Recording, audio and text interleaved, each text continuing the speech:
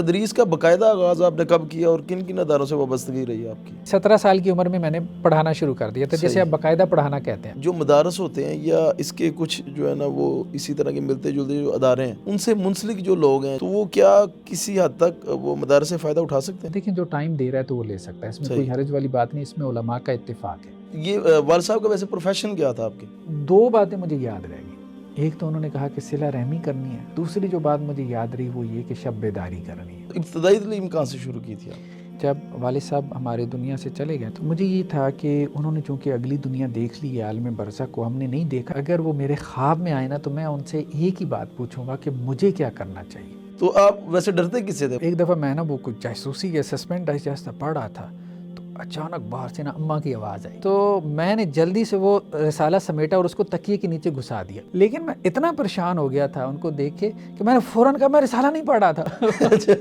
اچھا زبیر بھائی، ابھی آپ نے ذکر کیا مدنی صاحب کے حوالے سے، عبد الرحمن مدنی صاحب کے حوالے سے اور احمد جوید صاحب کے حوالے سے کہ ان کے ساتھ آپ کا تعلق رہا، تو ان کے تعلق کے حوالے سے کوئی خاص بات جو آپ کے ابھی ذہن میں ہو؟ مدنی صاحب کے ساتھ جو پڑھنے پڑھانے کا تعلق تھا وہ تو جب میں رحمانیہ آ گیا تھا کوئی تقریباً 2001 میں، تو اسی وقت سے شروع ہو گیا تھا۔ وہ ہماری اصول فقہ کی کلاس لیتے تھے اور جامع الاصول پڑھاتے تھے، یہ اصول فقہ کی کتاب تھی، تو اس وقت سے ان سے پڑھنا شروع کیا۔ پھر بعد میں یہ تھا کہ 2004 میں جب ان کی طرف شادی بھی ہو گئی تو پھر آنا جانا تو لگا رہتا تھا۔ پھر بے ضابطہ طور پہ جو ہے نا ایک پڑھائی یا ایک کلاس ہماری ہوتی تھی، اور ان کی یہ عادت تھی کہ جب عام طور پہ ویکینڈ پہ اتوار پہ جانا ہوتا تھا مسز کو لے کے، ساری بہنیں وہاں اکٹھی ہوتی تھیں، تو وہ پھر شام کو نا ان کا ایک روٹین ہے کافی عرصے سے کہ وہ سیر کرتے ہیں، لمبی سیر۔ اچھا، واک جسے کہتے ہیں؟ واک کہتے ہیں۔ ان کے گھر کے سامنے پارک ہے جہاں جو ہے نا وہ عموماً واک کرتے ہیں، تو پھر وہ ساتھ لے لیتے تھے مجھے یا کوئی بھی ہوتا تھا، تو میرا ذرا لکھنے لکھانے کا چونکہ شوق تھا، وہاں میثاق میں پھر حکمت قرآن میں آرٹیکل پبلش ہوتے تھے، پھر یہاں محدث میں بھی پبلش ہونا شروع ہو گیا، پھر اشریہ رسالہ ہے وہاں، اور اشراق والوں نے بھی جو غامدی صاحب کا رسالہ تھا وہ خود ہی اٹھا کے پبلش کر دیتے تھے، تو اس طرح سے ایک تھا۔ تو وہ پھر شوق جو ہے نا وہ کرتے تھے مجھے اپنے ساتھ، آ جاؤ تمہیں کچھ چیزیں اچھا ہاں بتائیں سکھائیں، اور مجھے یاد ہے کہ ان کو علم کا اور خاص طور پہ یہ چیزیں پڑھنے پڑھانے کا بہت شوق ہے۔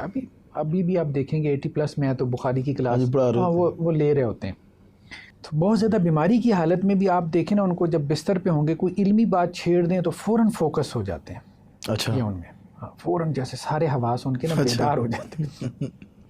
مجھے یاد ہے کہ ایک مرتبہ ان کے ساتھ میں وہ مطلب واک کر رہا تھا، تو انہوں نے 3 چکر لگانے ہوتے تھے نا اس کے، وہ تقریباً کوئی ایک چکر شاید کوئی 1 کلومیٹر کا ہوگا، زیادہ ہی ہوگا تھوڑا سا میرے خیال۔ ہاں، تو وہ 3 چکر اس کے لگاتے تھے، تو مجھے کوئی یاد پڑ رہا ہے 5واں چکر تھا یا 6ٹھا تھا، مجھے صحیح یاد نہیں ہے۔ اچھا، وہ اپنی سوچ میں جو ہے نا وہ بات چیت ہم کر رہے تھے، ہاں جی، تو میں تھک کے چور ہوا تھا۔ اچھا، لیکن ان کو درمیان میں ہم کہہ نہیں سکتے تھے، وہ اس کو برا مان جاتے تھے کہ علمی بات ہو رہی ہے اور تم توجہ سے نہیں سن رہے، اور واقعتاً وہ بات بھی بہت علمی ہوتی تھی، گہرا نقطہ ہوتا تھا، کیونکہ نقطہ رسی ان میں ہے، سوجھ بوجھ اللہ نے ان کو بہت دی ہے۔ تو چونکہ ججوں کو بھی پڑھاتے رہے، خیر وہ تقریباً کوئی 5واں 6ٹھا چکر ہوگا تو مجھے کہتے ہیں کہ 1 چکر ہو گیا، تو میں پریشان ہو گیا، میں نے کہا نہیں جی یہ ہمارا کوئی 5واں چکر ہے۔ اچھا 5واں چکر ہے، یعنی مطلب اتنی ایج میں، اور مجھے اندازہ ہو رہا تھا، میں گن رہا تھا انہیں احساس نہیں ہو رہا تھا، وہ گہری سوچ میں تھے اور اپنے علم میں علمی گفتگو جو وہ کر رہے تھے اس میں وہ اتنے مگن تھے کہ انہیں یہ احساس نہیں تھا کہ ہم 5 جو ہے نا وہ چکر لگا چکے ہیں، اور وہ ابھی یہ سوچ رہے تھے کہ اچھا 1 چکر ہو گیا، تو یہ تھا۔ اچھا اسی طرح ایک دفعہ ان کے ساتھ میں وہ چل رہے ہوتے تھے، گفتگو ہو رہی ہوتی تھی، وہ پوچھتے تھے اچھا کس موضوع پہ لکھ رہے ہو، ذرا بات کرو، پھر میں بات کرتا تھا، پھر وہ اس میں بتاتے تھے یہ ہے وہ ہے فلاں، تجزیہ کرتے تھے، تو اس سے کافی چیزیں سیکھنے کو ملتی تھیں۔ ایک مرتبہ میں نے ایسا کیا، چونکہ میں غامدی پہ بات لکھ رہا تھا ان دنوں، تو میں نے اب مجھے یہ تو پتا تھا کہ یہ بھی غامدی کے مخالف ہیں، اس کی سوچ اور فکر کے، تھوڑے نہیں بہت زیادہ مخالف ہے، تو میں نے کہا کہتے ہیں کیا آج کل جو ہے نا وہ کام کر رہا ہوں. میں نے کہا فلاں موضوع پہ کر رہا ہوں اور دیکھیں غامدی نے کیا بات کر دی. کہتے ہیں کیا بات کی؟ میں نے کہا جی مطلب ایسی فضول سی بات ہے. غامدی صاحب نے یہ بات کی ہے کہ جی الیوم اکملت لکم دینکم کا مطلب یہ ہے اس آیت کا کہ اکمالی دین ہوا ہے, تکمیلی دین نہیں ہوئی, یعنی دین بھی مکمل نہیں ہوا. تو میں نے تو اس لیے کہ شاباشی لینے کے لیے ان سے کہا کہ مجھے کہے کہ جی چلو, مجھے فوراً کہتے ہیں نہیں بالکل ٹھیک کہہ رہے, بالکل ٹھیک کہہ رہے. ٹھیک ہے, تو میں اس وقت حیران رہ گیا, ہکا بکا رہ گیا. تو کہتے ہیں نہیں اصل میں دیکھو یہاں بات اس نے ٹھیک کی ہے لیکن اصل میں یہ غلطی ہے اس کی. تو وہ یہ تھا کہ ان میں کوئی ایسی چیز نہیں تھی کہ جی اب کوئی فریق مخالف ہے تو اس نے کوئی بات کر دی ہے تو ہم نے اس کا رد ہی کرنا ہے. ہاں, ہم نے اس کا رد ہی کرنا ہے. تو وہ گہرا تجزیہ کرتے تھے, ہاں یہ بات اس کی ٹھیک ہے, یہاں پہ اصل میں اس کی غلطی ہے, اس کو تم جو ہے نا وہ ہائی لائٹ کرو, اس کو تم بیان کرو. تو یہ ان میں چیز تھی. خیر بہرحال تو نقطہ رسی جو ہے نا, اور خاص طور پہ کتاب و سنت کے ساتھ جو ہے وہ ایک ایسا تعلق جسے کہتے ہیں جی فقاہت والا, وہ ان کی صحبت سے حاصل ہو جاتا تھا. اللہ نے اس میں ان کو بڑا ملکہ دیا. ہر شخص کو اللہ نے کچھ نہ کچھ خوبیاں دی. میں نے جو ان کی خوبی نوٹ کی ہے نا, اصل میں ان کی یہ خوبی ہے نقطہ رسی, سوجھ بوجھ, سمجھداری. یہ چیز ان میں بہت ہے, مطلب جسے آپ ذہانت کہہ سکتے ہیں, یہ چیز ان میں بہت ہے. اور بلکہ ان کے اور بھی لوگ جو ان کے قریب ہیں وہ اس چیز کا وصف کا جو ہے وہ اقرار ہی کرے گا, کوئی انکار نہیں کرے گا کہ یہ ان میں نہیں ہے. تو یہ جو آپ جب ان سے ملاقات ہوتی تھی ابھی بھی, تو کون سا رشتہ غالب رہتا تھا, یعنی کہ دماد اور سسر والا یا استاد شاگرد والا؟ وہ استادی شاگردی والا ہی, وہ ویسے مطلب اپنے مزاج میں وہ بھی غالب ہے. اچھا یہ ڈاکٹر اسرار صاحب میں بھی تھا کہ وہ غالب تھے, استاد والا رشتہ غالب تھا. ہاں وہ مزاج میں غالب تھے, مطلب اگلے کے حوالے سے نا, جیسے وہ تو یعنی باروب شخصیت. ہاں باروب شخصیت. صحیح. ڈاکٹر صاحب بھی ڈانٹ دیتے تھے, بھری مجلس میں ڈانٹ دیتے تھے. مدنی صاحب بھی یہی کرتے ہیں, بھری مجلس میں ڈانٹ دیتے ہیں. تو وہ بچوں کی طرح لے کے چلتے ہیں. اچھا, مطلب جیسے آپ کہتے ہیں آپ اپنی حیثیت میں ہو, ٹھیک ہے, یہ اچھا آپ کو بچوں کی طرح, آپ شاگرد ہو بس آپ شاگردی ہو. اچھا دماد سمجھتے کہ شاگردی سمجھتے؟ نہیں وہ یہ جاننا چاہ رہا تھا. نہیں وہ سمجھتے ہیں, بالکل سمجھتے ہیں, ایسا نہیں ہے. لیکن وہ جو آپ نے کہا نا کہ غالب کیا رہتا ہے, تو غالب یہی رہتا ہے استادی شاگردی والا, اور وہ اس کو باقاعدہ جتلاتے ہیں آپ میرے شاگرد ہو. اور بچوں کے والے جو بیٹے ہیں جیسے حسن مدنی صاحب ہیں, انس مدنی صاحب ہیں, اور حمزہ مدنی صاحب, حسین مدنی صاحب, تو ان کے ساتھ ان کے معاملات ان میں بھی دیکھیں نا, ظاہری بات ہے کہ ان کا ایک مزاج ہے نا, وہی جو ڈاکٹر اسرار صاحب میں بھی ایک مزاج تھا, باروب شخصیت ہے. تو گھر میں ان کا روب ہے, جسے کہتے ہیں دبدبے والی شخصیت ہے. تو یہ ہے ان کا, کیونکہ عموماً یہ جو اساتذہ ہوتے ہیں یہ گھر میں بھی ان کا وہ مزاج ایک وہی چل رہا ہوتا ہے گھر میں بھی نا. جیسے بھی ہم چودھری یاسین ظفر صاحب سے بھی مل کے آئے 2-3 دن پہلے, تو وہ کہہ رہے ایک دن میں گھر میں ذرا غصے میں بولا تو بیٹی نے کہا کہ بابا یہ جو ہے نا جامعہ سلفیہ نہیں ہے, یہ گھر ہے. مجھے فوری احساس ہوا یہ مدنی صاحب کو کوئی نہیں کہہ سکتا. میرا خیال ہے کہ ڈاکٹر صاحب کو ان کی اولاد کہہ سکتی ہے. ڈاکٹر صاحب کو بھی اللہ نے ماشاءاللہ سے جو اولاد سے نوازا, بہت ہی نائس. چاروں بچے ان کی دین میں لگے ہیں. مدنی صاحب کی آپ اولاد کو دیکھ لیں, سارے بچے ماشاءاللہ دین میں لگے ہیں. اب 10 ان کے بچے ہیں مدنی صاحب کے, 10 کے 10 حافظ قرآن ہیں, 10 کے 10 جو ہے. مدنی صاحب کے 10 بچے ہیں؟ ہاں 10 ہیں نا. اچھا ماشاءاللہ. 4 بیٹے ہیں, 6 بیٹی ہیں. اچھا, سب سے چھوٹی بیٹی میری طرف ہے. تو اب یہ 10 کے 10 بچے حافظ قرآن ہیں, 10 کے 10 بچے مطلب درس نظامی ہیں, مطلب 7-8 بچوں نے PhD بھی کر لی ہے. تو ماشاءاللہ دین و دنیا کا حسین امتزاج ہیں. تو آپ کے کتنے بچے ہیں؟ میرے ماشاءاللہ سے ابھی 4 بچے ہیں. سب سے بڑا بیٹا جو ہے وہ عبداللہ ہے, عبداللہ بن زبیر. صحیح. تو اس سے چھوٹی بیٹی رجا ہے. تو عبداللہ 15 سال کا ہے, بیٹی 12 سال کی ہے. پھر اس کے بعد جو ہے وہ بیٹا عروہ ہے جو بھی ساتھ آیا ہوا ہے. بس صاحب کے لائقے کی طرح میرے ساتھ ہی لگا رہتا ہے.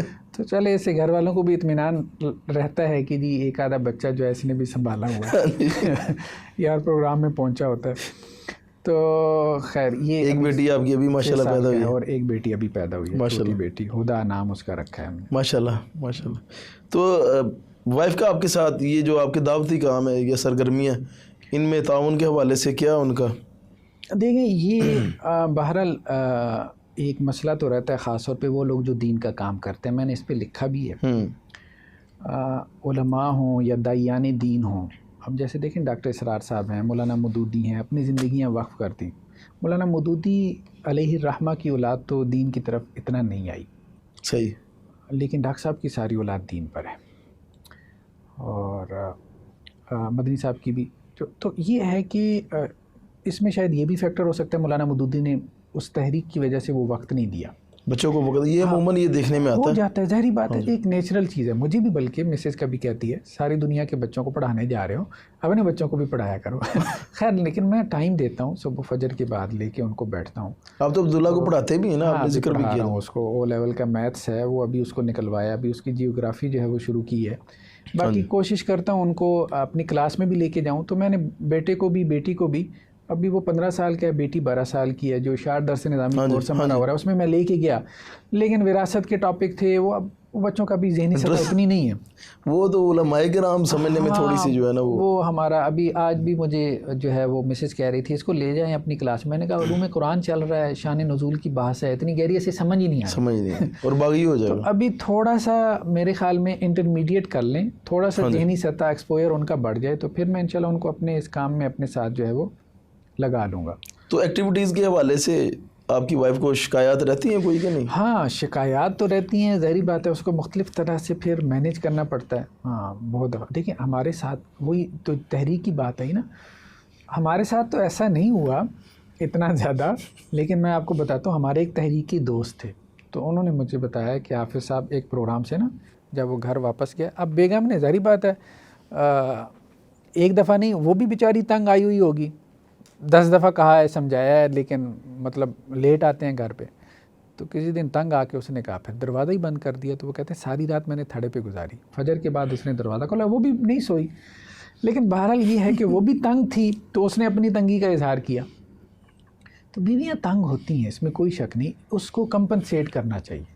میرے خیال میں جو لوگ بھی دین کا دعوت کا کام کرتے ہیں ان کو کمپنسیٹ کرنا چاہیے. جب بھی ایسا کوئی پروگرام کر کے جائیں, گھر میں کچھ لے جائیں, جیسے کوئی چاکلیٹ وغیرہ کچھ لے گئے, تو گھر میں جو ہے نا کچھ کام کروا دیا. پھر یہ ہے کہ تعریفیں بڑھا دیں, بہت کام کرتی ہے ماشاءاللہ, یہ وہ فلاں ڈمکان. میری بات ہے اس نے کیا آپ سے کام کیا لینا ہے.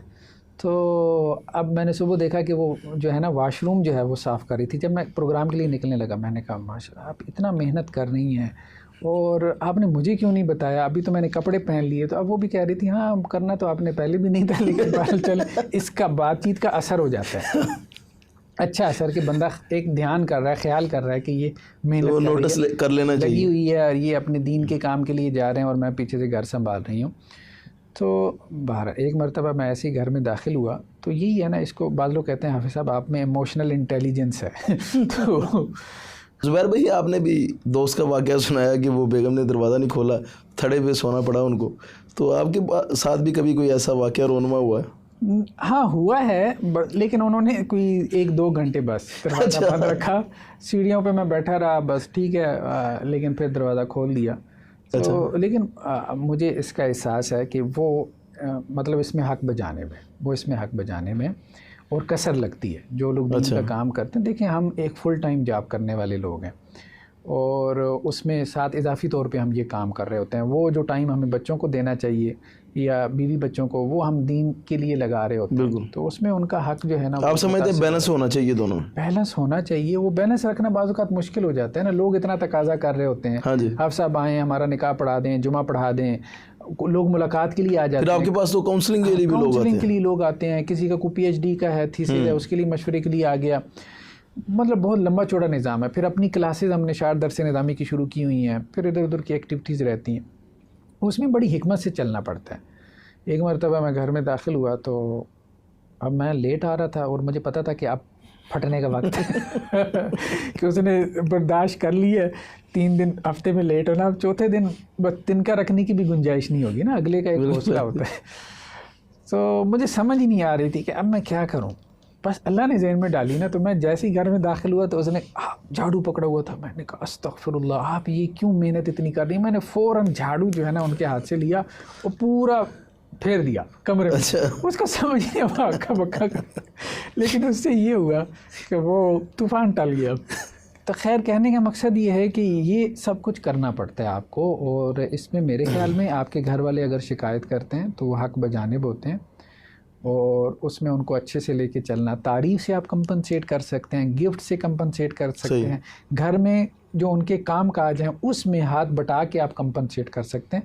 اس کے باوجود شکایات تو پھر رہتی ہیں, وہ معاملات. جتنے بھی لوگ دین کا کام کر رہے ہیں ان کی لائف میں اس طرح کے معاملات میں ان بیلنسنگ جو ہے نا وہ رہتی ہو جاتی ہے. دیکھیں میں یہ سمجھتا ہوں اس کے بغیر دین کا کوئی بڑا کام نہیں ہوتا کہ آپ اپنے گھر کو کسر لگائیں. بالکل. ڈاکٹر اسرار صاحب نے بھی کیا ہوگا تو ان کے گھر کو بھی کسر لگی ہوگی. بلکہ ہم اپنے سسر صاحب جو ہمارے مولانا عبدالرحمن مدنی صاحب, تو وہ خود مجھے بتاتی ہیں کہ عید کے موقع پہ ابو جو ہیں وہ گھر نہیں ہوتے تھے.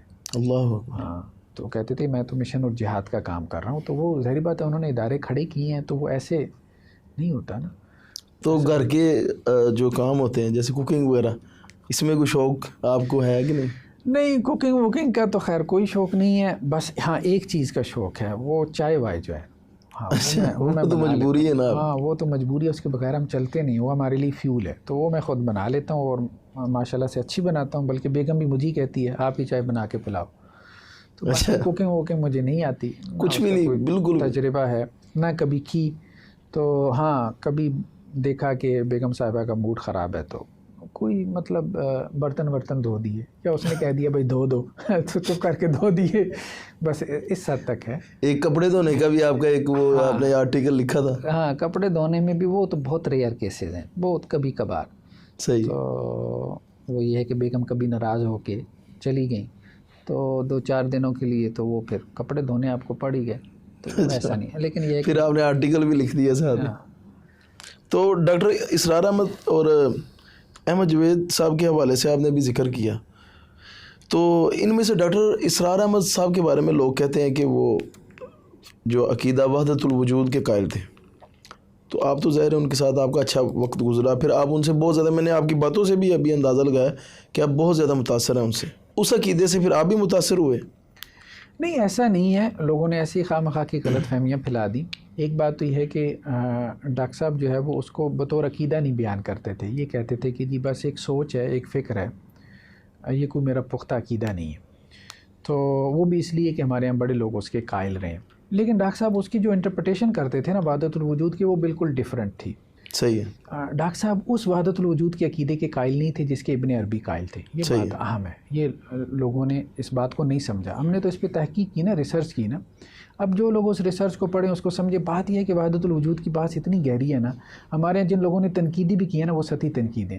اس کی وجہ یہ ہے کہ وہ ساری فلاسفی ہے, وہ دین ہے ہی نہیں. صحیح ہے. وہ جس کو فلسفہ آتا ہے وہ اس کو سمجھ سکتا ہے. صحیح ہے. تو ابن تیمیہ, ابن عربی بھی بہت بڑا فلاسفر تھا. صحیح ہے. اور ابن تیمیہ بھی بہت بڑے فلسفی تھے. تو جس کا تو فلسفے کا ذوق ہے, اور وہ ہمارے علماء کا ہوتا نہیں ہے. صحیح. ان کا کتاب و سنت کا بہت علم ہے, ظاہر ان کی اپنی فیلڈ ہے. ہاں اپنی فیلڈ, اس لیے یہ اس بحث کو سمجھے نہیں ہمارے یہاں. تو سطحی طور پہ لوگوں نے تنقید کی, اور سطحی طور پہ جو سمجھنے والے ہیں وہ بھی عام طور پہ جو ہے وہ سطحی لیول کے اوپر ہے.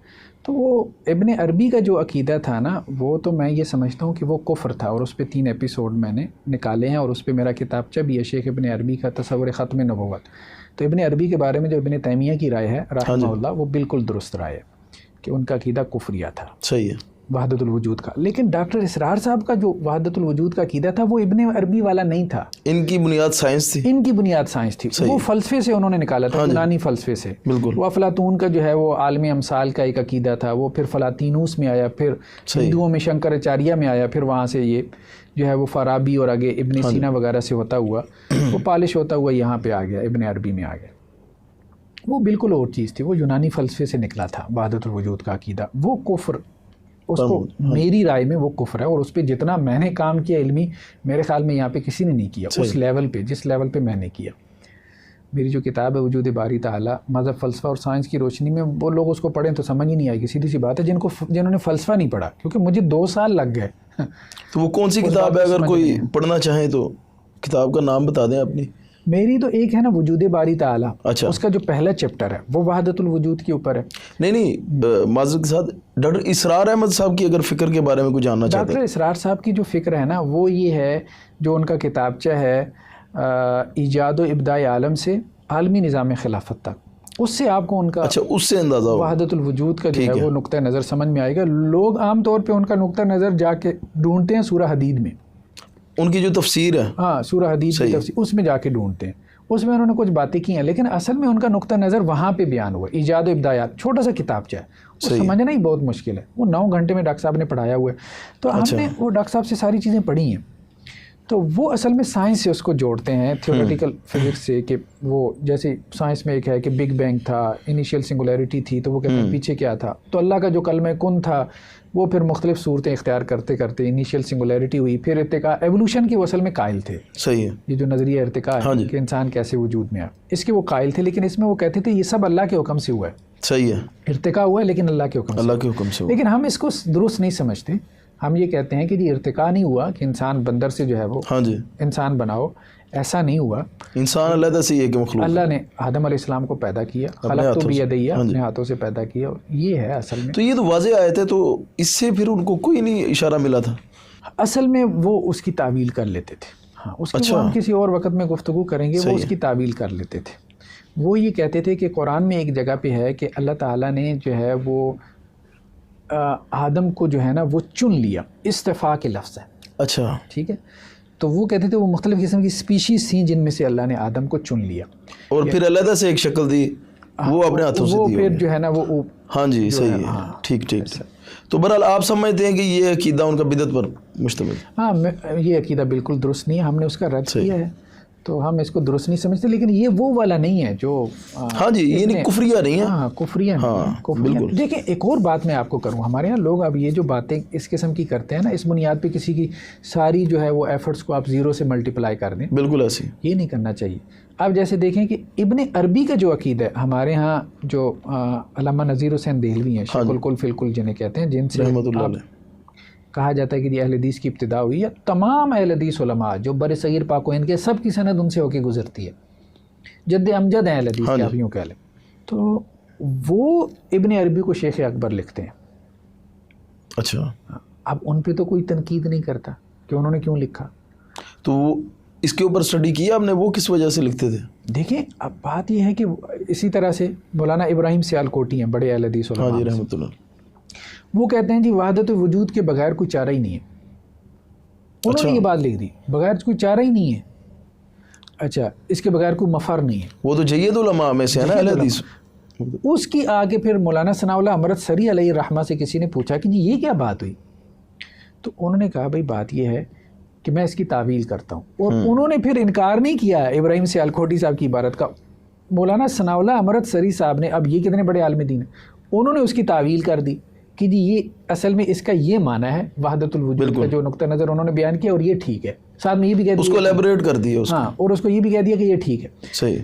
اتنے چھوٹے چھوٹے مسائل پہ ہمیں جو ہے نا منہج کی بنیاد پہ اگر ہم لوگوں کو نکالنا شروع کر دیں گے نا. اچھا، ہمارے یہاں پھر ایک شدت پسندی بھی پیدا ہوئی. ہاں جی. نواب صدیق حسن خان صاحب کچھ چیزوں کے قائل تھے، ان کا بڑا کنٹریبیوشن ہے یہاں پہ اہل حدیث، فکر اہل حدیث میں. تو شیخ زبیر علی زئی صاحب علیہ الرحمہ، ہم تو ان کو بھی علیہ الرحمہ کہیں گے، لیکن ہم کہیں گے کہ اس میں ان کا رویہ سخت تھا. وہ نکال دیتے تھے فوراً، چونکہ وہ تھے مناظر.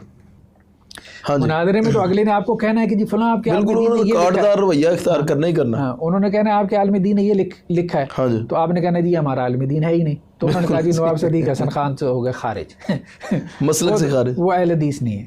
اسی طرح انہوں نے اور بڑے، ایون کہ مولانا محمد حسین بٹالوی علیہ الرحمہ، یہ مولانا محمد حسین بٹالوی وہ ہیں کہ جنہوں نے اہل حدیث نام کو رجسٹر کروایا. ان کے بارے میں شیخ زبیر علی زئی لکھ گئے علیہ الرحمہ کہ یہ ہمارے اکابر میں سے نہیں ہے. صحیح ہے. ہاں، حالانکہ وہ نام رجسٹر کروانے والے میں سے. تو ہم تو سنتے ہی آ رہے ہیں بچپن سے ہی ان کا نام. تو ایسی بات یہ ہے کہ پھر اگر آپ سختی میں جائیں گے نا تو پھر آپ کو ان سب کو فارغ کرنا پڑے گا. پھر اب دیکھیں ہمارے یہاں تصوف میں مولانا محمد لکھوی صاحب اور ان کا خاندان، بالکل، اور اس کے بعد مولانا عبداللہ غزنوی، پھر ان کے بعد جو آپ دیکھیں مولانا داؤد غزنوی تک، یہ سارا خاندان تصوف میں اگرچہ اس قسم کا نہیں تھا، لیکن تصوف سے ان کا لگاؤ تھا، مجلس ذکر ہوتی تھی، سارا کچھ یہ لوگ کیا کرتے تھے. تو اس کی وجہ سے ان کے سارے کام کو 0 سے ملٹیپلائی کر دینا اور یہ کہنا جی یہ منہج صحیح پہ نہیں تھے، یہ غیر سلفی تھے، غیر اہل حدیث تھے، تو پھر اہل حدیث بچے گا کون؟ بلکہ عجیب بات آپ کو بتاؤں، مولانا حنیف ندوی جنہوں نے جامعہ سلفیہ کی، مطلب آپ یوں کہہ لیں کہ بانیوں میں سے ہیں جامعہ سلفیہ کے، فیصل آباد، ان کی آپ کتابیں اٹھا کے پڑھیں. اب لوگ یا تو پڑھتے نہیں، یا پڑھتے ہیں تو پھر چپشا ہو جاتے ہیں. کہنے کا مقصد یہ ہے کہ ایسے نہیں کرنا چاہیے نا. آپ کے مسلک میں اگر لوگ ہیں، اب مولانا حنیف ندوی جو ہے وہ اشریعت کی طرف مائل ہیں، ابن تیمیہ پہ تنقید کر جاتے ہیں صفات کے مسئلے میں، اچھا ٹھیک ہے, سلفی نہیں ہے یہ, ٹھیک ہے. اسی طرح مولانا سلطان جو ہے وہ جلال پوری صاحب علیہ رحمہ, ہم تو سب کے, ہم یہ کہتے ہیں بھائی بات یہ ہے, بات اگر کھولو گے نا تو ہم نے تو کیا ہوا ہے مطالعہ.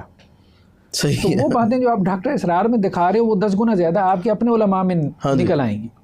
اس لیے سختی نہ اختیار کرو, تعصب سے بچنا چاہیے, تعصب سے بچیں. آپ کہیں کہ جی ان لوگوں میں چونکہ خیر کا پہلو غالب تھا, اس لیے ہم کہتے ہیں ان لوگوں میں خیر کا پہلو غالب تھا, تو وہ ہمارے مسلک کے ہیں, ہم ان کا احترام کرتے ہیں. بالکل. اور ہم ان کی جو ہے وہ ایسی جو غلطیاں ہیں, جو خطائیں ہیں, ہم ان سے ایگری نہیں کرتے, لیکن ہم اس کے جو ہے نا وہ کوئی پروپیگنڈا بھی نہیں کرتے اس کی وجہ سے, یا ان کو مسلک کے اندر باہر بھی نہیں کرتے. یہی کام ہم کہتے ہیں کہ جو اپنے علماء کے ساتھ ہے, آپ نے ان کی جو ہے وہ خطاؤں پہ, اچھا یہ ہمارے یہاں بڑے علماء نہیں کرتے, کبار علماء ایسا نہیں کرتے آج بھی اہل حدیث کے. یہ نوجوان جو اس قسم کے انہیں منہج کا آج کل زیادہ کوئی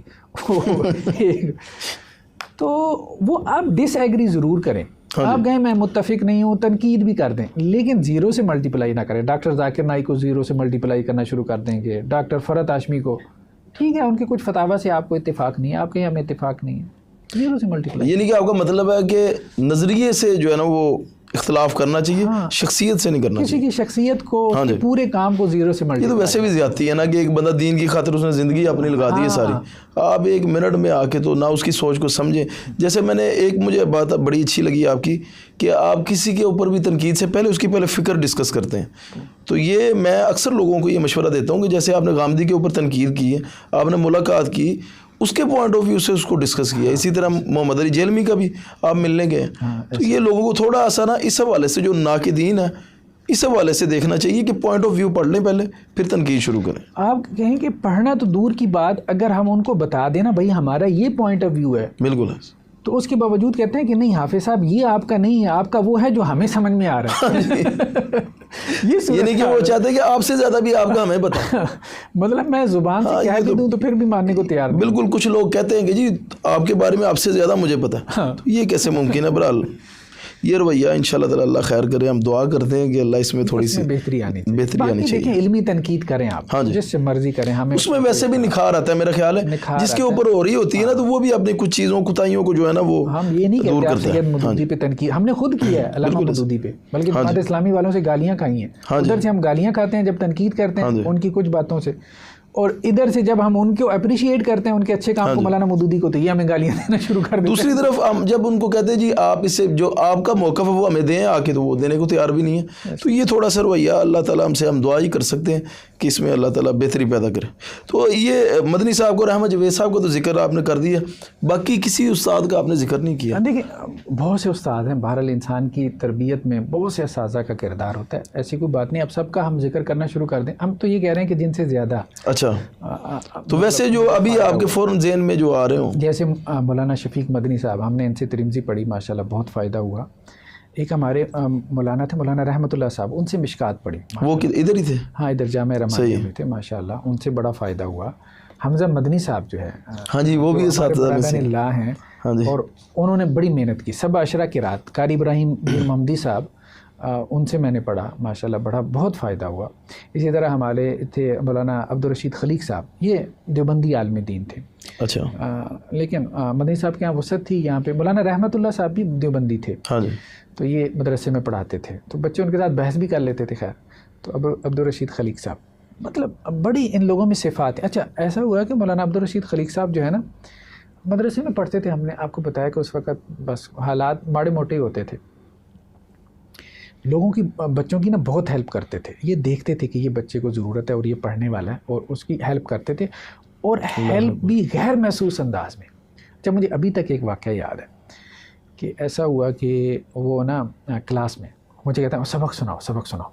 تو میں نے سبق سنایا. اب سبق کیا تھا, وہ سبق ہوتا تھا, سب کو یاد ہوتا تھا, تو لیکن مجھے اس کا بعد میں احساس ہوا. سبق سنا ماشاءاللہ, بڑا اچھا سبق سنا, فوراً جیب سے 500, یہ تمہارا انعام, جا کے چائے پی لینا. ظاہری بات ہے کہ 500 میں کیا چائے آتی تھی, وہ تو پورے مہینے کا خرچہ تھا ہمارا. ٹھیک ہے, تو اس طرح سے بچے کو احساس ہی نہیں ہونے دینا کہ جیسے ہم نے اسے سبق سنانے کا ریوارڈ دیا. تو یہ ماشاءاللہ یہ ایسی چیزیں ہیں جن کی وجہ سے شخصیت. اچھا, یہ جو ابھی تھوڑی دیر پہلے ٹی بریک میں بھی ہم گلا کر رہے تھے جی, مدارس والے فکر مند ہیں جی بچوں میں کانفیڈنس نہیں. یہ کانفیڈنس ادھر سے ہی تو آتا تھا, کانفیڈنس آنے کی وجہ یہ ہمارے قاری صاحب ہوتے تھے. میں جامعہ منظور الاسلامیہ میں پڑھتا رہا ہوں, قاری شعیب صاحب, ان سے میں نے منزل مجھے ان سے یاد ہوئی ہے. تو جب وہ کھانا کھانے لگتے تھے نا, تو ہمارا جو کھانا ہوتا تھا نا صبح ناشتے میں, وہ ذرا شوربہ زیادہ ہوتا تھا. تو قاری صاحب ماشاءاللہ اس حوالے سے ذرا خوش خوراک تھے کسی حد تک کہ ان کے پاس جو ہیٹر چل رہا ہوتا تھا نا, اس کے اوپر سالن کو رکھ دیتے, وہ پکتا رہتا, پھر وہ سمجھ لیں کڑائی گوشت ٹائپ بن جاتا شوربے سے. اچھا پھر جب وہ کھانے لگتے ہیں نا, تو وہ بچوں کو بلا لیتے تھے ساتھ, جس نے جانا ہوتا وہ چلا جاتا تھا. تو ابھی بھی ہم ان کے ہاتھوں کی جو خوشبو ہے اور ان کی جو پاس بیٹھنے کی جو ایک روحانیت ہوتی ہے ہمیں محسوس ہوتی. کبھی کبھی ہماری کوتاہیاں ہم اساتذہ سے نہیں ملنے جا پاتے کئی دفعہ, لیکن ان کے بیٹھنے جو ان کی نشست ہوتی تھی, ان کے جو ڈیسک ہی کہہ سکتے تھے ہم, تو ابھی بھی ادھر کی کچھ روحانیت ہم کبھی کبھی محسوس کرتے ہیں. تو یہ میرا خیال ہے کہ اس کو اپریشیٹ کرنا چاہیے. بہت اچھا ہے. ہاں جی. بلکہ ایک اور بات میں کہوں گا, اساتذہ کو خاص طور پہ بچوں کو اپریشیٹ کریں, بڑا فائدہ ہوتا ہے. مجھے ہمارے ایک شیخ زید صاحب تھے, ابھی بھی ہیں ماشاءاللہ, اللہ تعالیٰ ان کو لمبی عمر دے. ہم ان سے اصول فقہ پڑھتے تھے, تو مجھے یاد ہے وہ مجھ سے پڑھواتے تھے, اردو میں تھی تو مجھ سے پڑھواتے تھے. تو ایک مرتبہ کہتے ہیں کہ تم پڑھتے بہت اچھا ہو, مطلب ایسے لگتا ہے جیسے BBC کی خبریں پڑھ رہے ہو.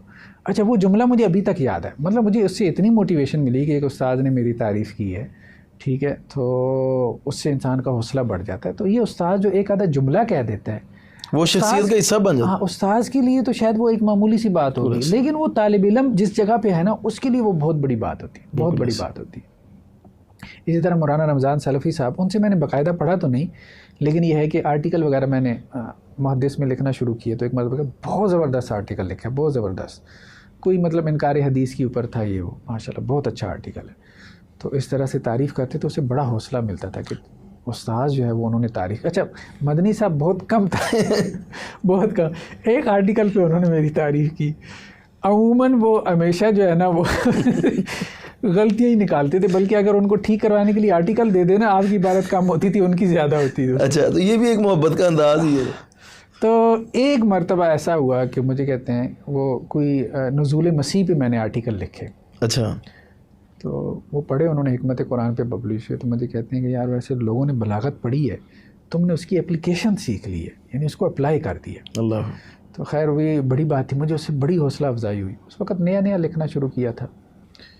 تو خیر بہرحال اساتذہ کے اس قسم کے جو کمنٹس ہیں, ابھی بلکہ ہم پچھلے دنوں وہ وہاں پہ جو پروگرام میں گئے ہوئے تھے, وہاں پہ وہ حافظ شریف صاحب نے بلوایا اور ماشاءاللہ پیار بھی کیا, بلکہ پیار کر کے کہا کہ اللہ کے لیے مجھے آپ سے محبت ہے, اور یہ حدیث میں چونکہ آتا ہے کہ جس سے محبت ہے اس کو بتلا دو, تو اس لیے میں آپ کو بتا رہا ہوں. تو یہ الفاظ جو ہوتے ہیں نا, یہ آپ کو بہت حوصلہ دیتے ہیں. ابھی تھوڑے دن پہلے بھی انہوں نے آپ کی میرے سامنے بھی تعریف کی ہے. اچھا. اسی طرح جو ہے وہ ارشاد اللہ قصری صاحب سے ملاقات ہوئی, تو اس نے میں فکر غامدی لکھ رہا تھا غامدی صاحب پہ, تو انہوں نے ماشاءاللہ بڑا پیار کیا, ساتھ لگایا اور بڑی حوصلہ افزائی کی. تو یہ جو اساتذہ یہ کرتے ہیں نا, یہ باقی اساتذہ کو بھی کرنا چاہیے. اس سے طالب علم کی حوصلہ افزائی ہوتی ہے, اور وہ ایسے سمجھتا ہے کہ جیسے میرے کام کا نا مل پہ گیا. بالکل, تھکاوٹ اتر گئی. ویسے اگر میں پوچھوں سب سے زیادہ کون سے جو استاد ہیں ان سے جن سے متاثر ہیں, پوچھنا تو نہیں چاہیے ویسے, لیکن اگر آپ بتانا چاہیں تو. دیکھیں میں نے آپ کو بتایا نا کہ میری شخصیت میں زیادہ اثر, ہاں جی, زیادہ اثر 3 لوگوں کا آیا ہے. مولانا جو ہے وہ ہمارے جو سسر صاحب ہیں, عبد الرحمن مدنی صاحب کا. تو کیونکہ ایک ہی بات پہ جب وہ گفتگو کرتے تھے, اسی بات پہ, اسی مسئلے پہ, تو اگلی دفعہ جب ہم جاتے تھے تو ایک نیا نقطہ نکال لاتے تھے اسی گفتگو میں. تو مطلب اسی موضوع کو وہ نئے انداز سے ایسے بیان کرتے تھے جیسے یہ ہم پہلی بار ان سے سن. اچھا. تو یہ چیز مجھے وہ نا گہرائی جو اصل میں جو ہے نا, ہاں جی, دین کے ساتھ جو شعوری وابستگی ہے علم دین کے ساتھ, وہ مجھے وہاں سے حاصل ہوئی. جو اصول کے علوم ہے, اصول فقہ, اصول تفسیر, اصول حدیث, اس میں بڑی گہرائی تھی, اور اس کو معاشرے سے ریلیٹ کرنا بہت, اس میں اللہ نے ان کو نا نوازا ہوا ہے ایک طرح سے.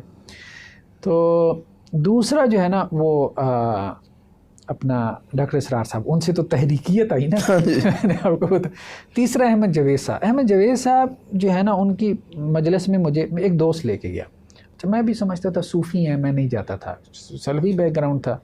جب سن لیا کہ تصوف کے میدان کے, وہ کہتا تھا حافظ صاحب آپ آئیں, آپ کو فائدہ ہوگا. میرا دوست تھا, وہ وہاں گاؤں کا تھا, آصف نام تھا, قرآن اکیڈمی بھی میرے ساتھ تھا. میں نے کہا ٹھیک ہے. تو ایک اور مجھے کہنے لگا حافظ صاحب آپ جائیں, آپ نے بحث نہیں کرنی. اسے پتہ تھا اہل حدیث بحث کرتے ہیں. آپ نے 6 مہینے نا صرف ان کو سننا ہے. تو ان کی جمعہ والے دن نا مغرب سے عشاء کے درمیان اصلاحی مجلس ہوتی تھی. تو میں 6 مہینے گیا.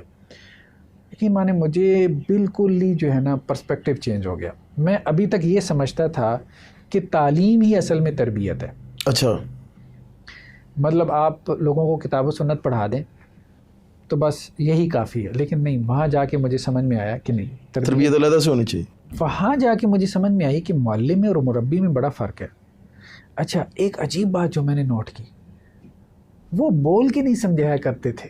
ایک میں عجیب آپ کو نکتہ بتا رہا ہوں, آپ کہیں گے یہ کیا بات ہوئی.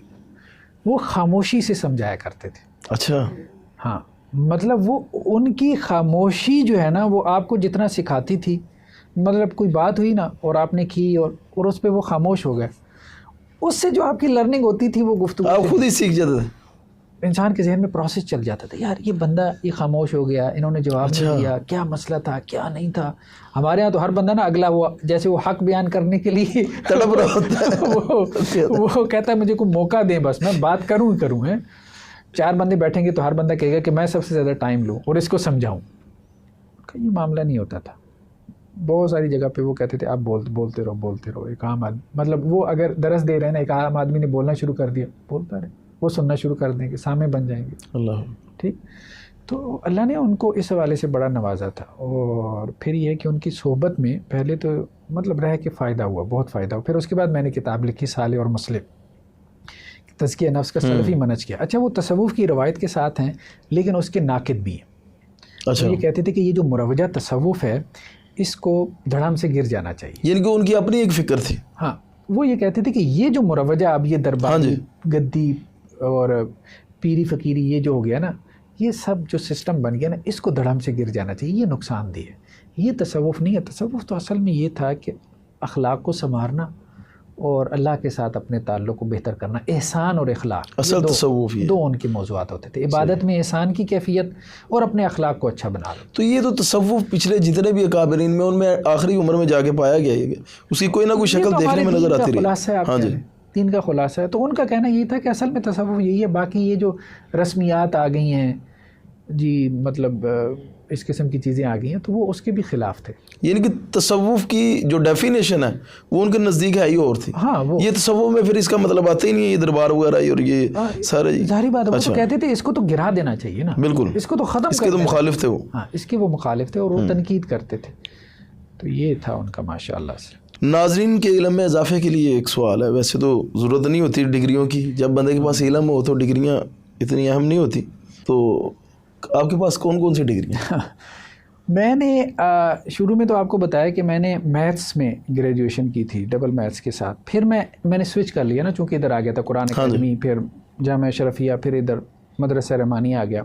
تو پھر میں نے ماسٹرز کیا اس میں عربک میں, عربی میں کر لیا. پھر ڈاکٹر صاحب سے چونکہ نظاموں کے بارے میں پڑھ لیا تھا, بھائی نظام کے حوالے سے کام کرنا ہے, تو پھر مجھے پولیٹیکل سائنس کا بھی شوق ہوا, تو میں نے پولیٹیکل سائنس میں بھی ماسٹر کر لیا پنجاب یونیورسٹی سے.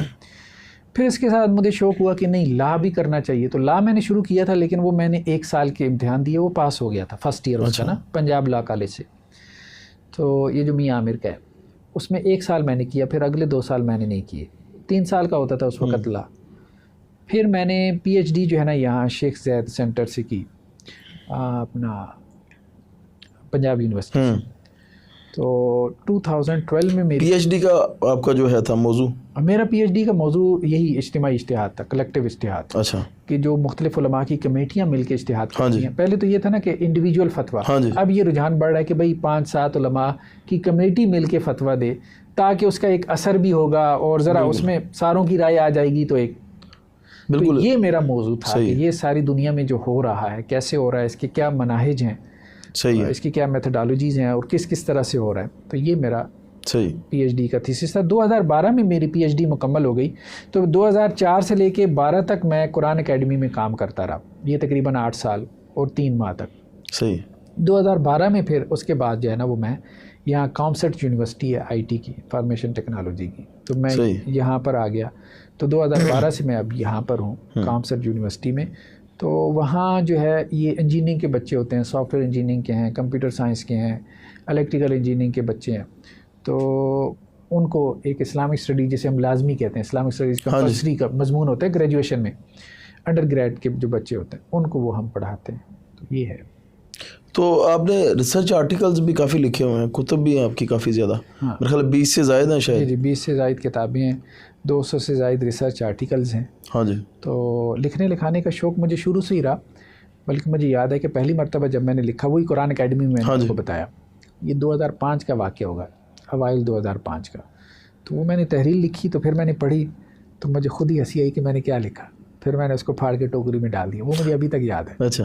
پھر میں نے ایک کام کیا، میں نے ترجمہ کرنا شروع کیا کہ عربی جو آرٹیکلز ہوتی تھیں یا چھوٹے چھوٹے کتابچے ان کو ترجمہ کرتا تھا تو وہ پبلش ہو جاتا تھا. تو پہلا جو ایک کتابچہ تھا چھوٹا سا حقوق الزوجین پہ عربی میں تھا، وہ میں نے ترجمہ کیا. مجھے یاد ہے وہ لوگوں کو اتنا پسند آیا کہ بندے نے انڈیا میں اس کو پبلش کروایا. اس کو پبلش کروا کے نا ہندی میں بھی اور اردو میں بھی اس کے کچھ نسخے بھیجے مجھے ادھر نا پاکستان میں. تو میں بڑا خوش ہوا کہ یہ میثاق میں جو ہے وہ آرٹیکل پبلش ہوئے تھے اور اس نے کتابچے کی صورت دے کے ان کو پبلش کیا. پھر ایک کتاب چہرے کے پردے کے حوالے سے میں نے لکھی کہ واجب مستحب یا بدعت. تو اس میں جو اشراق مطلب یہ غامدی صاحب کے ہاں سے مجلہ نکلتا تھا، المورد کے نام سے ان کا ادارہ تھا، اس وقت ایکٹیو تھا. تو یہاں ایک پروفیسر صاحب ہوتے تھے، پروفیسر خورشید صاحب، وہ اگرچہ ان کے ساتھ باقاعدہ منسلک نہیں تھے لیکن ان کے بھی اس قسم کے نظریات تھے، بلکہ وہ تو کافی آگے تک تھے. وہ سمجھتے تھے کہ یہ مستحب بھی نہیں بدعت ٹائپ چیز ہے، چہرے کا پردہ یہاں بر صغیر میں اس کا رواج آ گیا. تو وہ پھر جو ہے نا اس پہ میرا اور ان کا مکالمہ ہوا. وہ ادھر اشراق میں لکھتے تھے تو میں ادھر حکمت قرآن میں لکھتا تھا. وہ بعد میں کتابی صورت میں چہرے. اچھا اس کی بھی میں آپ کو بات بتاؤں. ایک دفعہ جو ہے نا ایک صاحب کا فون آیا تو مجھے کہنے لگے کہ جی میں افغانستان سے بات کر رہا ہوں، بڑی جلدی میری بات ذرا سن لیں. میں نے کہا کیا؟ کہتے ہیں آپ کی کتاب ہے یہ چہرے کا پردہ؟ میں نے کہا ہاں. کہتے ابھی میرے پاس ہے، اس کا میں نے جو ہے وہ پشتو میں ترجمہ کیا ہے، تو اب ہم اس کو یہاں سے پبلش کر رہے ہیں. یہاں پہ نمبر لکھا تھا تو میں صرف تصدیق کرنے کے لیے کہ یہ آپ کا نمبر ہے کہ نہیں آپ کو فون کیا تھا، کھڑک سے بند کر دیا. تو خیر اپریسیشن جو ہے نا کافی ملتی رہی. لوگوں نے ان چیزوں کو جو ہے وہ آگے مختلف زبانوں میں ٹرانسلیٹ کیا. بلکہ یہ جو ان کے اوپر میں نے کتاب لکھی مولانا وحید الدین خان صاحب پہ، تو مختلف علماء کو میں بھیج دیتا تھا. تقی عثمانی صاحب کو بھیجی اور انہوں نے ماشاءاللہ اس کو اپریشیٹ کیا. بلکہ وہاں پہ بھی پہنچی، انڈیا میں بھی، وہاں سے پبلش بھی ہوئی بعد میں. تو رائٹ ہینڈ تھے مولانا وحید الدین خان صاحب کے، مولانا ذکوان ندوی، اگر میں اس کو وہ نہیں کر رہا، مکس نہیں کر رہا، ان کا نام تھا. تو انہوں نے مجھے ای میل کی اور اس کا عنوان تھا حل اتبیو کا اعلان تعلمنی مما علمت رشدا، کہ وہ قرآن کی ایک آیت انہوں نے وہ جو ہے نا وہ پڑھی. اس کا مفہوم یہ تھا کہ اللہ نے جو آپ کا علم دیا ہے تو میں وہ علم آپ سے حاصل کرنا چاہتا ہوں. تو پھر میں نے بتایا کہ میں تو ابھی ینگ ہوں، میری تو اتنی ایج نہیں ہے. وہ لوگ بہت سارے نا مجھے قرآن اکیڈمی میں ملنے آتے تھے. اس وقت اتنی ویڈیو نہیں تھی، کیونکہ میں یوٹیوب پہ بھی جو میں نے چینل بنایا 2019 میں بنایا، تو لوگ ملنے آتے تھے تحریریں پڑھ کے. اور آتی پہلے ان کو شاک لگتا تھا، اچھا ہم تو سمجھتے تھے کوئی سفید داڑھی ہوگی، کوئی بڑی آپ نے وہ پگڑی شگڑی پہنی ہوگی. تو وہ غلط فہمی ہو جاتی تھی لوگوں کو تحریر دے کے. اللہ کا شکر ہے کہ وہ تحریر کے اندر تھی پختگی. اس میں بڑا جو ہے وہ کردار جو ہے، ایک تو میں یہ سمجھتا ہوں مدنی صاحب جو وہ سمجھاتے تھے، دوسرا عاطف وحید صاحب جو ڈاکٹر صاحب کے بیٹے تھے. شروع میں انہوں نے 1 آدھ سال جو ہے وہ بڑی محنت کی، وہ غلطیاں نکالتے تھے اور یہ حافظ صاحب یہ لفظ نہیں ہونا چاہیے، یہ نہیں کرنا چاہیے. ماشاءاللہ بہت نائس پرسنالٹی تھی وہ. تو وہ ایڈیٹر بھی تھے چونکہ مجلے کے. تو وہ یہ ہے کہ اللہ کا شکر ہے کہ وہ چلا. پھر فکر غامدی جو ہے وہ پبلش ہوئی، اس کے 5 ایڈیشن نکلے. بلکہ مجھے یاد ہے جب اس کا پہلا ایڈیشن تھا وہ تنظیم اسلامی کا سالانہ اجتماع تھا تو وہ 1 گھنٹے میں نکل گئی، ماشاءاللہ 1100 کتاب وہ. تو اسی طرح سے یہ عصر حاضر میں تکفیر، خروج، جہاد اور نفاذ شریعت کا منہج، اس پہ تقی عثمانی صاحب نے جو ہے وہ کافی ماشاءاللہ وہ کیا، اپریشیٹ کیا، بلکہ باقاعدہ ایک لیٹر لکھا. تو عام طور وہ اور بھی لوگوں کو لکھتے ہیں. تو آپ صاحب یہ وہی نقطہ نظر ہے جو آپ نے پیش کیا، اس میں میرا بھی وہی ہے. اور بتایا کہ جی مجھے فون بھی کیا، بلکہ کہا کہ آپ کو تشکر کے لیے کہ جو ہے وہ فون کیا آپ کا کہ ماشاءاللہ آپ نے اچھا کام کیا ہے. وہی اپریسیشن ہے نا. علماء انہوں نے نہیں دیکھا کہ دوسرے مسلک ہے، میں نے وہی بات کی کہ اپریشیٹ کرنا چاہیے، اس سے اگلے کی حوصلہ افزائی ہوتی ہے. جن علماء میں وسعت ظرفی ہوتی ہے نا وہ یہ کرتے ہیں. تو مجھے کہنے لگے کہ حافظ صاحب یہ بڑی اچھی کتاب ہے، اور میں عام طور پہ 20 کتابیں آتی ہیں پڑھتا نہیں، اس کا موضوع ایسا تھا میں نے ایسے کھول لی، جب پڑھنا شروع کی تو میں نے 1/3 کتاب ایک نشست میں پڑھ لی ہے. ماشاء اللہ. اللہ. تو یہ بہت اچھا موقف ہے جو آپ نے پیش کیا، اور بالکل یہ ٹھیک ہے. وہ تکفیر اور خروج، جہاد اور نفاذ شریعت، یہ اس کا. یہ کس سال میں لکھی تھی آپ نے؟ یہ کوئی تقریباً جو ہے نا جب یہی خودکش جب حملے یہ اور یہ اور وہ یہ سارا کچھ ہو رہا تھا. بلکہ آپ کو عجیب بات بتاؤں، انہوں نے میرے خلاف کتاب لکھی ہوئی ہے. اچھا. ہاں، طالبان نے، کہ یہ مطلب پتہ نہیں کیا ہو گیا، مرتد ہو گیا، دائرہ اسلام سے نکل گیا، یہ ہو گیا، وہ ہو گیا. تو انہوں نے میرے خلاف لکھا ہوا ہے. بلکہ اس وقت میں مجھے لوگ کہتے بھی تھے یار آپ کو اڑا دیں گے، یہ کریں گے، وہ کریں گے، کوئی احتیاط کیا کریں. تو میں نے کہا یار بات یہ ہے کہ اس وقت یہ فتنہ اپنے عروج پہ ہے، کیونکہ پبلک پلیسز پہ خودکش حملے، سوسائڈ بم پھٹ رہے تھے. ایک آدھا کو پولیس والا مرتا تھا، 50 تو جو ہے وہ ارد گرد کے لوگ مر جاتے تھے. تو یہ صورتحال تھی. تو اس وقت پھر لکھنا پڑا کہ نہیں یہ غلط ہے، یہ ٹھیک نہیں ہے. تو یہ صورتحال تھی. اسی طرح اور ماشاءاللہ سے کتابیں ہیں جن کو اپریسیشن ملی کافی زیادہ. جو ہے مکالمہ کے نام سے کتاب ہے ایک، اور اسی طرح سے مکالمات کے نام سے. پھر جدید موضوعات پہ میں نے لکھا. اسلام المستشرقین پہ جو میری کتاب ہے وہ ایم فل میں، پی ایچ ڈی میں، بلکہ 8-10 یونیورسٹی سے مجھے اسٹوڈنٹس نے رابطہ کیا کہ ہمارے ہاں یہ آپ کی کتاب جو ہے وہ ریفرنس بک کے طور پہ بتائی جاتی ہے بچوں کو، M Phil P H D Islamic studies میں، اسلام اور مستشرقین. اور پھر تقریباً مجھے یاد ہے 5 سے 7 بچوں نے مجھ سے رابطہ کیا کہ ہمیں اسائنمنٹ ملی ہے ایم فل میں کہ حافظ زبیر صاحب پہ یا ان کی کتابوں پہ آپ نے جو ہے وہ اسائنمنٹ کرنی ہے. اب مجھے نہیں معلوم وہ کون ان کے اساتذہ، مختلف یونیورسٹیز سے، مختلف یونیورسٹی پاکستان کی. تو یہ ہے کہ الحمدللہ وہ جو کام گیا ہے، پھیلا ہے، تو اس کو اپریسیشن ملی ہے، لوگوں نے اس کو جو ہے وہ اپریشیٹ کیا ہے. بلکہ جب میں نے یہ وجود باری تعالیٰ کتاب لکھی تو ہمارے ایک اسٹوڈنٹ نے نا اپنے یونیورسٹی کے جو پنجاب یونیورسٹی کے جو ایک سینٹر ہے ان کا فزکس پہ، تو ان کے جو ڈائریکٹر ہے ان کو جا کے دی، ڈاکٹر بلال صاحب کو. تو انہوں نے پڑھی تو انہوں نے کہا میں اس پہ تبصرہ کروں گا. تو یہ ہے کہ پڑھے لکھے لوگوں نے اس کو اپریشیٹ کیا اور بڑی اس کی قدر کی. الحمدللہ وہ کام جاری ہے، چل سو چل ہے، ہو رہا ہے. تو زیادہ تر جدید موضوعات ہیں. اب زیادہ تر مکالمات جو ہے 10 کتابچوں کا مجموعہ ہے، اس میں ہم نے یہ ڈپریشن کا علاج اس میں ایک ہے. پھر ڈریم جو خوابوں کی انٹرپریٹیشن ہے، ایک تو انٹرپریٹیشن ہے نا، ایک اس کے پرنسپلز کے ہیں، اصول کے. پھر اس پہ میریٹل لائف پہ، کاؤنسلنگ پہ کہ جی میاں بیوی کے مسائل اور ان کو حل کیسے، اس پہ. بلکہ بہت سے لوگ کہتے ہیں صاحب آپ کی یہ اسپیشلٹی ہے، وہ کافی لوگ استفادہ کرتے ہیں. ہاں، اس پہ لکھا. پھر اسی طرح سے سائنس آف ریلیشن شپ کے نام سے ہے، جو بچیاں یونیورسٹی میں آپس میں ریلیشن شپ میں تو وہ اٹک جاتے ہیں، وہ اس سے کیسے نکلیں. پھر یہ جو معاملات ہوتے ہیں خاص طور پہ جو سیکس ایجوکیشن کے حوالے سے میں نے لکھا، اس میں مہذب انداز میں ہمیں لوگوں کو ایجوکیٹ کرنا چاہیے، بجائے اس کے کہ وہ ادھر ادھر سے سیکھیں گن بلا علم غلم. تو ایجوکیٹ کرنا چاہیے. تو جدید موضوعات ہیں. بلکہ سحر و سیاحت کا شوق ہے، اس پہ بھی میں نے لکھا ہے کتابچہ، نادن ایریاز کی سیر جب کی، وادی نیلم اور ادھر جو ہے وہ ناران کا غان کی، تو اس کو باقاعدہ جو ہے وہ بیان کیا ایک بیانی انداز میں. تو یہ ہے ماشاءاللہ سے. تو سوشل میڈیا پہ کب سے پھر آپ نے؟ سوشل میڈیا پہ میں فیس بک پہ تو 2012 میں آیا.